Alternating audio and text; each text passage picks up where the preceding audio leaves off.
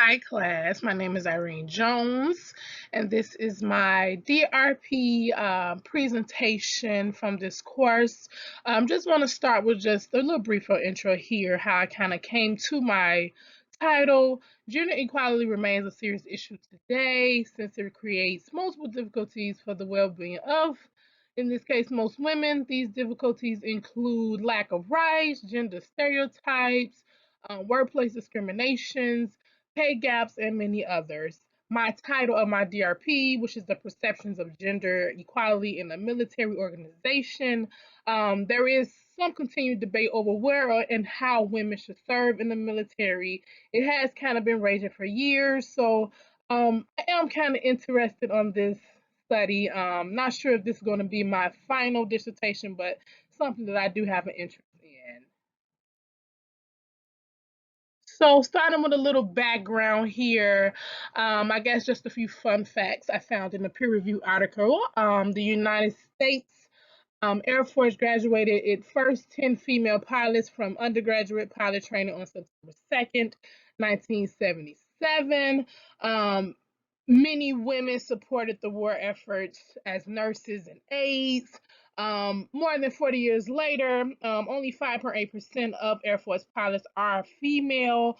Furthermore, only 6% of the Air Force general officers and 9% of wing commanders are members of any U.S. Minority group. Of course, this is all exclusive information, but gender equality issues in the military go beyond rules about what positions women are allowed to serve in, whether in the military or private sector. There is still gender disparity remains one of the most critical issues being faced today. So, gap in research. This study has been studied before, so I will say this would extend on prior research, and will fill in the gap in some existing research.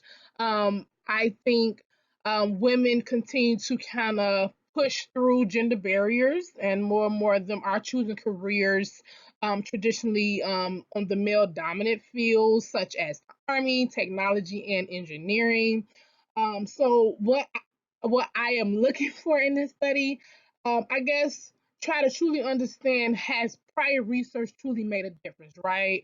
I want to know in today's military workforce as it relates to gender differences, has it really um, has the gap really been filled? So I guess I am kind of trying to trying to add in additional research on my end. My research question. So backtrack here. I actually changed my research questions twice during this course, this 8 week program. From the feedback of the professor and you guys, kind of led me to my final question, which is gender inequality still a pending and pressing issue with women in the military or armed forces? My research hypothesis, I am proposing men and women in the armed forces or military perceive the effects of gender equality work being undertaken in the organization differently. As for my null hypothesis, military men is respected over women in the military. So determining the sample size or population to be selected is an important step in my research study. My population, of course, I will be touching on gender, male and females. The sampling strategy I am choosing for my research is the quota approach. With my topic, I am looking to gather information from male and female participants, so dividing population by gender, I think this is the best strategy because it kind of allows me to sample subgroups that is of great interest to my study.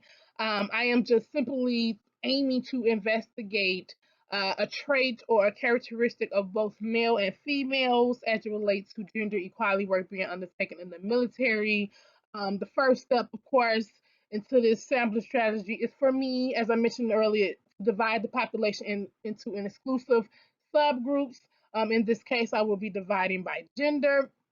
I would then be selecting different After determining the proportion, of course, I would then be selecting subjects from the various groups. For example, what's the culture like, promotion rate, work being, fairness, and other topics.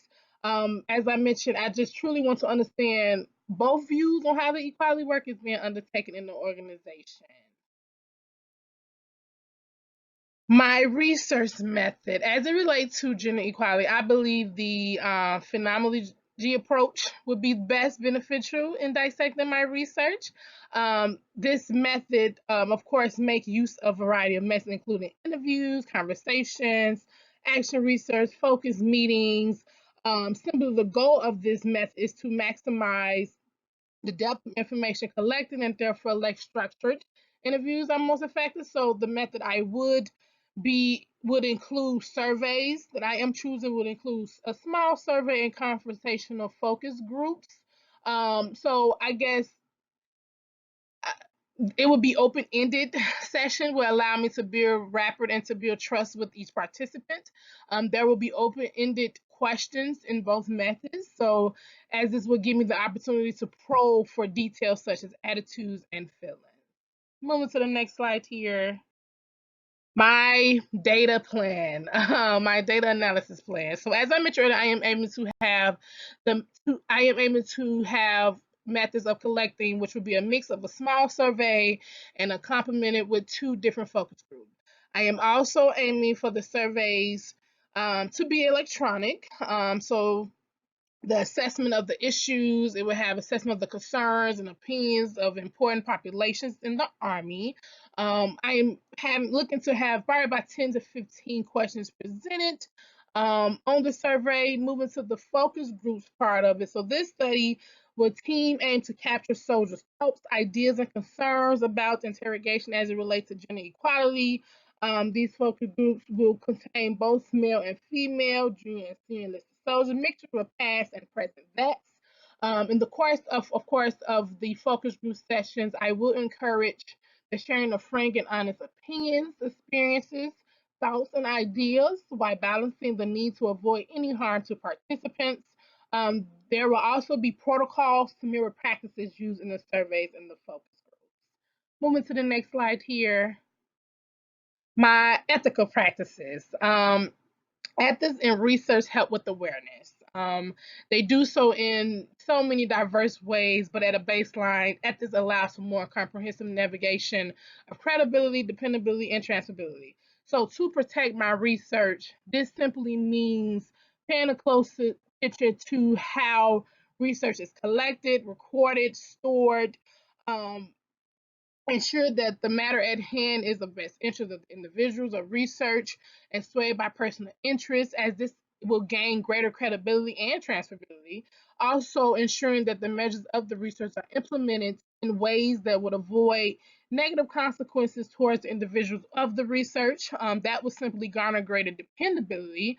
A thorough examination of the necessity of the study and the ability to ensure equity and confidentially to participants will offer me the opportunity to outline how the study will be approached to maximize credibility, dependability, and transferability.